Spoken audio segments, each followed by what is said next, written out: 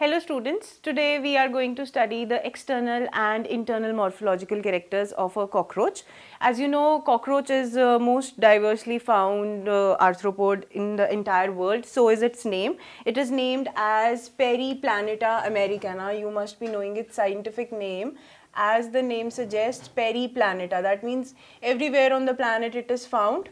Periplaneta americana. Genus is Periplaneta and species is americana. This is an insect. It belongs to class Insecta and it is arthropod. So you must be knowing that whenever we talk about an arthropod, it is having jointed legs. Arthropod basically means jointed legs, and as you can see in this picture, it is having 3 pairs of legs. So 1, 2 and 3 pairs of legs, and the body is segmented. So let us recall the features of phylum Arthropoda. If we talk about the animal body, it is having chitinous exoskeleton. Yes, it does have chitinous exoskeleton.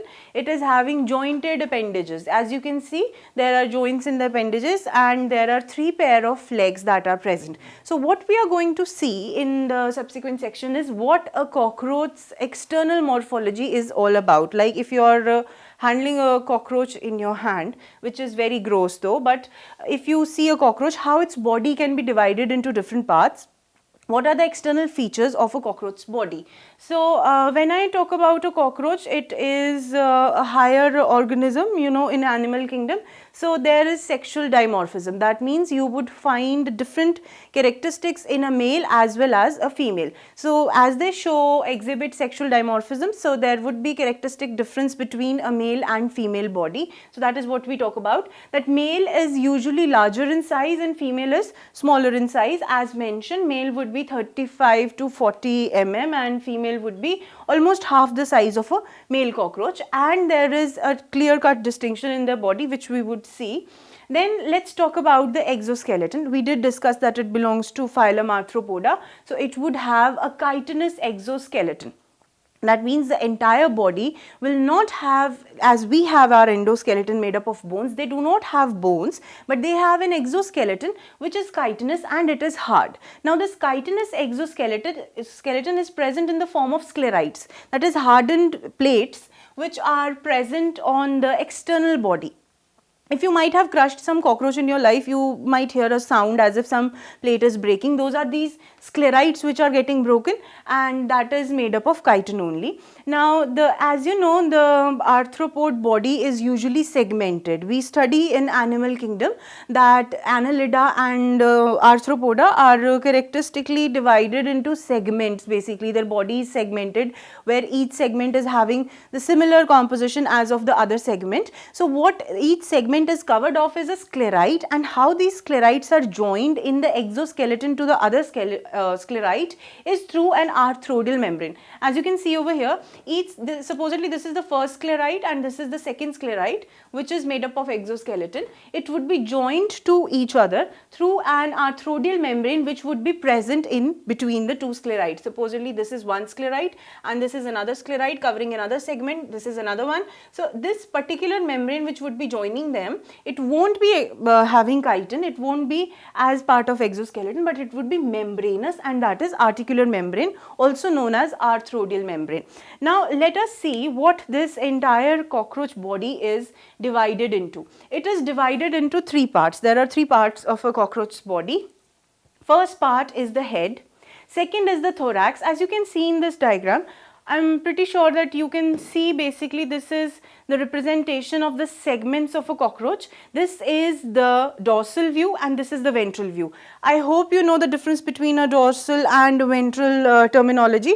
Dorsal is when the animal is in its natural motion, the side that faces the sun. That is the dorsal side. So we have, supposedly you can consider this cockroach moving on the floor. So this would be the dorsal side of a cockroach, where I have just taken away its wings and I'm trying to see what is present inside.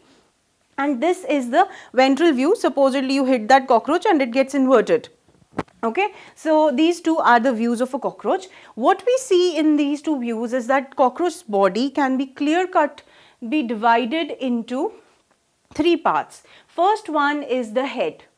It appears smaller, but it is fusion of 6 segments. Alright, 6 segments have fused together to form the head, which is joined through a flexible neck to the thorax, which covers three segments yet again. First one is the prothorax, the second one is mesothorax, and the third one is metathorax. As you can see, the sclerite over here, this is a sclerite. We can see the exoskeleton only. We cannot see the internal one in through this diagram.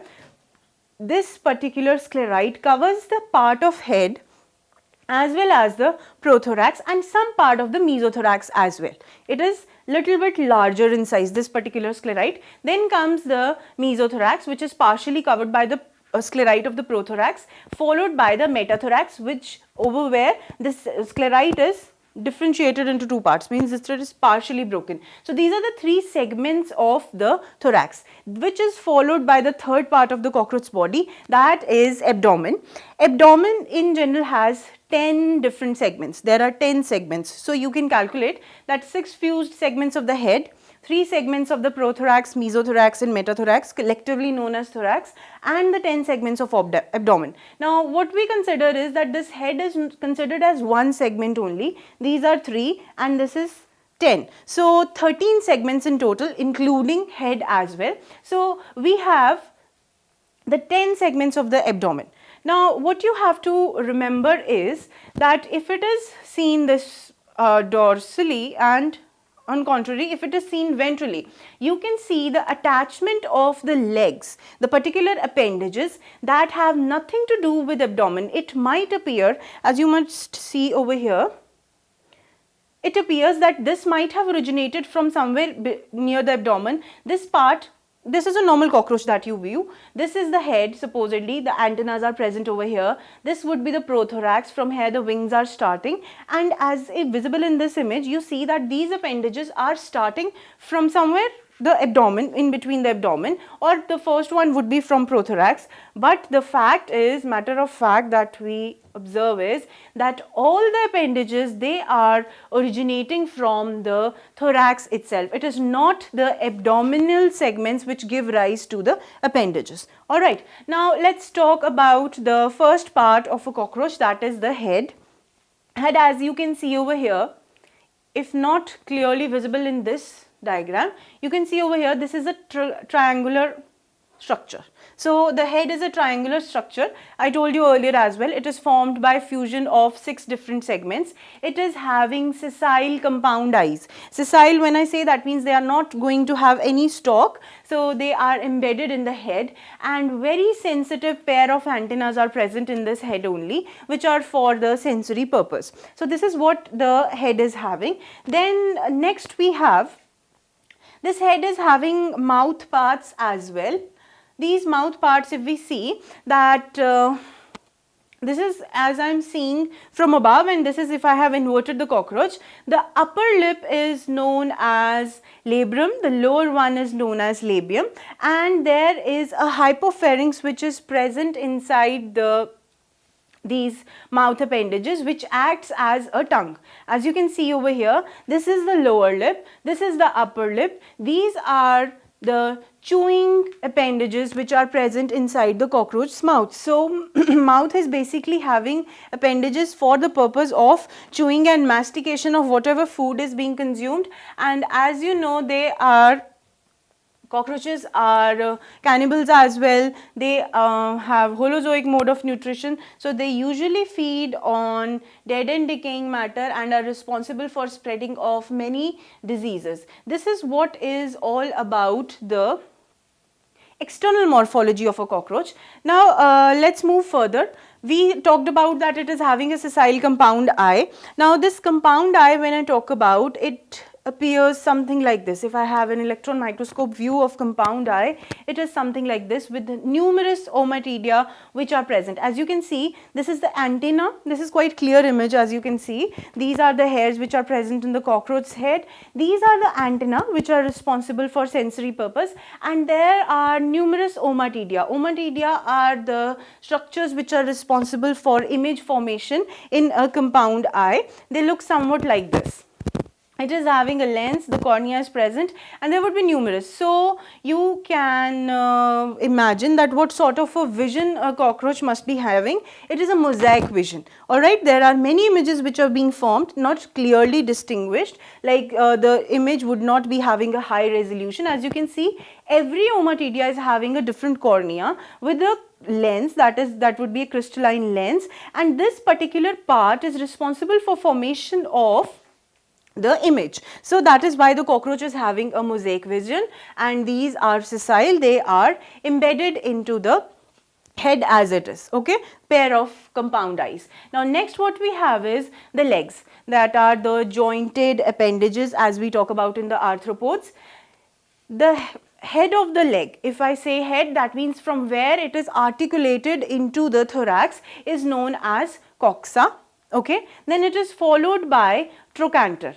These are the joints basically which say that is why cockroach comes under arthropods. This is the femur. Inside your leg also you have a femur, tibia and fibula. Over here you would have a coxa which is responsible for articulation of the leg into the thorax, which is followed by a trochanter, small trochanter as you can see, a long femur, hairy femur, and it is having next longer leg, that is known as tibia, and the last one is tarsus. These are the components of a cockroach leg. Please remember, don't confuse it with the femur and tibia of your leg, because those are bones. These are the parts of the legs, alright. This is the part of the leg which will not have any bone.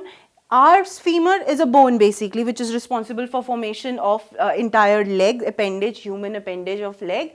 This femur is particularly a part of the cockroach's leg which is not having any bone inside it, because it is not a vertebrate. This is just an appendage which enables the movement. So what we deal with next is that how do we distinguish between a male and a female. As I told you earlier, that first thing that is very clear to help to identify whether the cockroach is a male or female is their size, and second is a peculiar structure known as anal styles which are present in males only. Alright, in the 10th abdominal segment, in a male you are going to find anal styles, but in a female there won't be any anal style that would be present. There would be anal serae, both of in the 9th segment that gives rise to anal serae, and the 10th segment basically it gives rise to anal styles which are characteristically present in a male cockroach only. So these are the basically external morphological features of a cockroach.